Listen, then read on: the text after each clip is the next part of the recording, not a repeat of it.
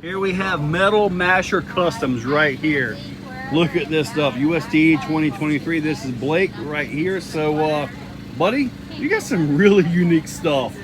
Thank you very much. Like legit. I'm looking at this and it's like, that's real. That's real damage, correct? That is correct. That is actual damage. That is awesome. So, what's your process here? What all you got for us here? So, everything I do is all aluminum. The material is called tooling foil. It's 0.05 thick aluminum, and it comes in a roll like you see here. All right. And then each part is hand shaped over top of a mold. The molds are made of liquid resin. Okay. And they're hard. And the idea for that is so that way I can put a lot of pressure on them to get the smoothness and everything that I need. As I'm forming them, this is when it's still on the form. You can see that that's the aluminum still there. Gotcha. And then when it's all said and done, you're left with a panel. And this is what fairly takes rigid. the abuse and... Yes. Nice. Now each part is individually formed and then all combined together to make a total package of a body, whether it's all the way from a complete Suburban like this to just the front cab of a pickup truck, just a bed. I even sometimes sell my own personal items, which in this case is already used. Yes, sir. And the process is fairly simple. It's a matter of taking the aluminum and then laying it over top of the form, and I use wooden tools.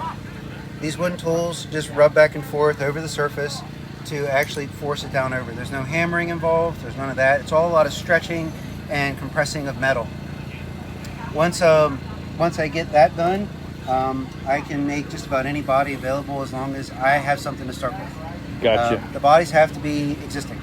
So in this case, this will be a TF2 or Mountaineer Bruiser, depending on what your reference is. Right. And then I cast individual parts off of that using a liquid silicone as a negative, and then the resin is a positive. Wow, that's nice. Yep. And then once the parts are complete, once the molds are complete, you will end up with something like that. So that's actually the rear quarter Okay. to the Toyota pickup truck. Nice, dude. Yeah, and then I offer all different kinds of services, whether it's the body itself, individual panels, all the way up to full custom builds. I generally lean towards custom builds, as that's just kind of what I do. This is only just a hobby for me. It's not my full-time job.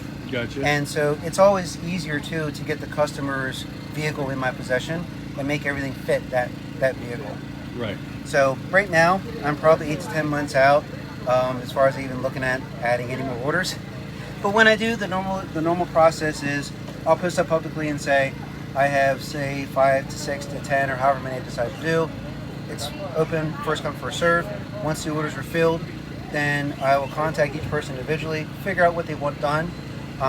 If it's something very simple that might be done in a few weeks, I can add another person to the list. If they all end up being full builds, then that's it. I don't take on any more orders. And those full orders will be fulfilled typically within that year. It could be sooner, it could be later. It just depends on exactly what they're doing. Gotcha. But I do all kinds So of it's a very time-consuming process. Oh, it's just very time-consuming, yeah. So this would be a typical cage setup on a standard chassis. Axial AX10 or SCX-10-2 chassis. This is a little bit more involved than a standard cage. This has some extra added parts on that the customer wanted for like seat mounts, some extra cross bracing. This also has optional bumpers that I create. This is just a version they requested. Gotcha. I can do all different kinds of bumpers, everything from simple protections all the way up to, you know, elaborate cages and round corners. And so the prices vary just depending on what you're looking at. I actually will do full custom chassis down to the ground. This one is hand bent C-channel and then formed to replicate a Toyota truck. Wow, you hand bent that chassis. Hand bent that chassis, yeah. And this is actually spare tubing, bend it to the shape and split it, and then weld it together to create the frame rails. Wow. More often than not, I do existing chassis just because it's convenient for the customer. It's right there. They know what they're getting when they have a product. I always make everything I do easily to remove.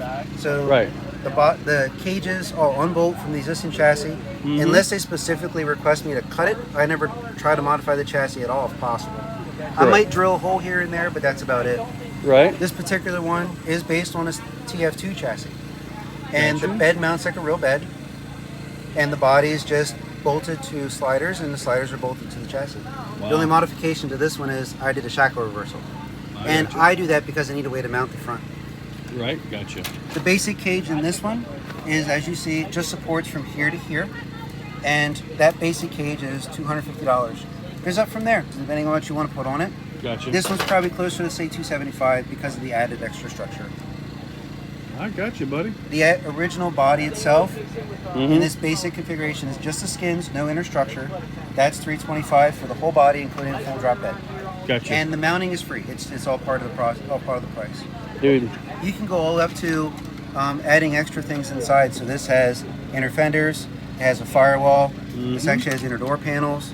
oh, nice. Yeah, so this particular one is a little more expensive than that one because of the added items. Right, right. And then I can go all the way up to the full-blown build, which this actually has the structure inside the roof. It's got drip rails. It's got the inner and outer panels for all the floors and the body mounts and the supports. And there's 15 parts just in the grill support. It actually has the grill support across the front, the body mounts, the upper and lower, each side separate. The grill is 3-piece grill. It's a handmade design of my own. And now the 3D printed parts I don't do. That's done by a great guy called Mr. Comedy. All right. He did that stuff for me. And but this particular body, fully loaded with the functioning doors and the hood and everything, is $1,500. $1,500. And that's because it takes about 6 months to build that in my free time. Wow. Because it's I all got in my you. free time. I understand that, buddy. And then I do full competition builds too. So this particular one, if anybody's familiar with Sorca, Oh, yeah. this is a Class 1 Sorca legal truck. But it's my own frame rails.